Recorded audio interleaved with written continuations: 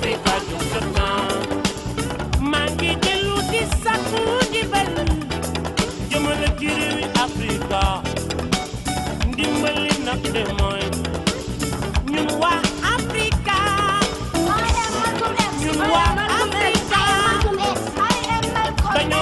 As Brother Malcolm said, Comme l'a dit le frère Malcolm, we declare nous déclarons our right notre droit on this sur earth cette terre to be a man, à être des hommes, to be a human being, à être des êtres humains, to be given the rights à jouir des droits of a human being, d'un être humain, to be respected à être respecté as a human en being tant qu'être humain in this society, dans cette société, on this earth, sur cette terre, in this day, aujourd'hui même, which we intend to toute chose que bring nous avons l'intention into existence. de faire exister par tous les moyens nécessaires.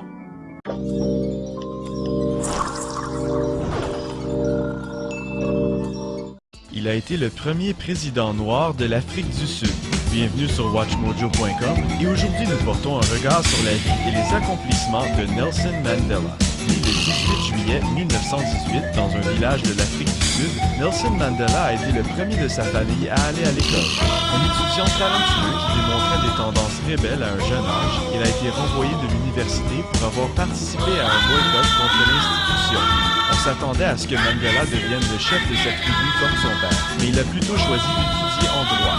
It is absolutely important that you have the knowledge to serve your country and your people. En 1944, Mandela s'est joint au Congrès national africain, ou ANC.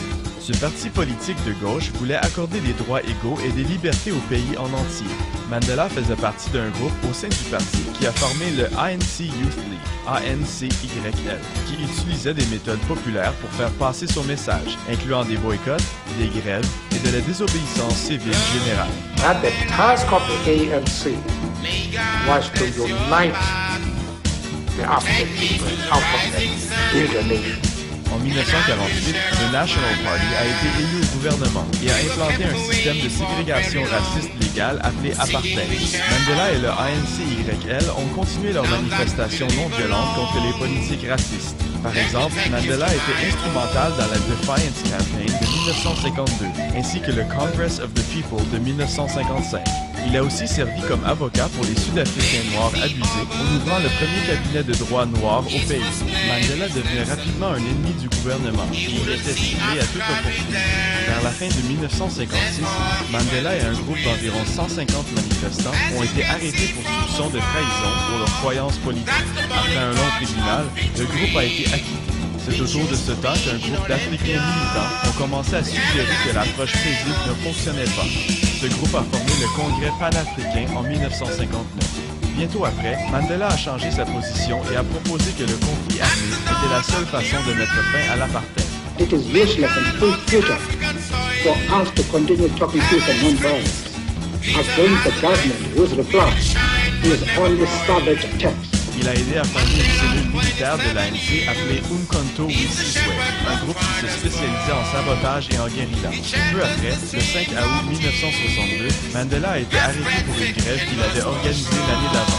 Il a été condamné à 5 ans de prison. Cependant, il a fini par passer ses prochaines 27 années derrière les barreaux. Au cours de sa sentence de 5 ans, Mandela a aussi été accusé de sabotage, de trahison et de conspiration violente durant l'infâme procès de Rivonia.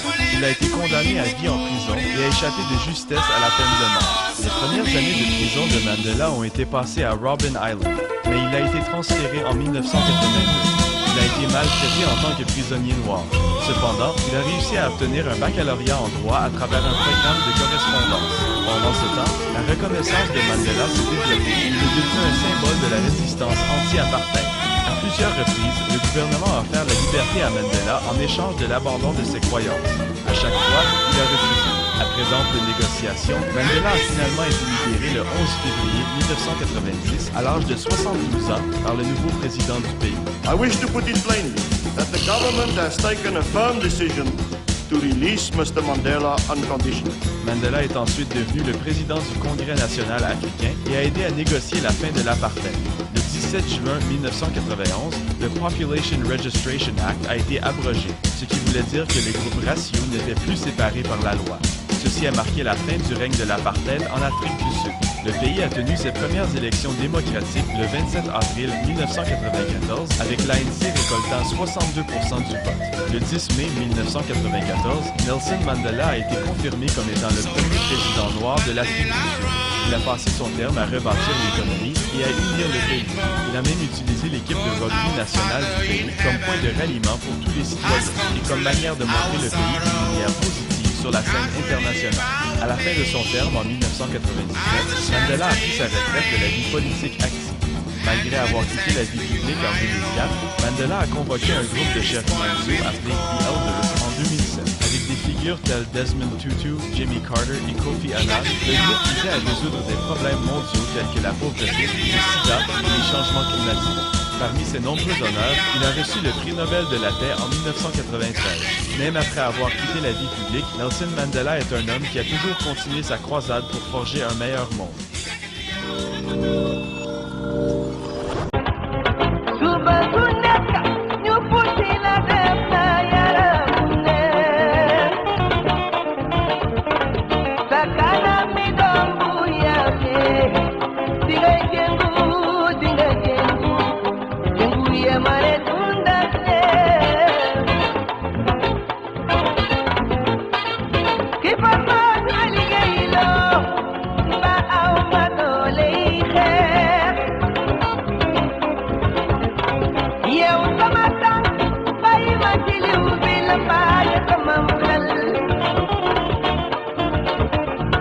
But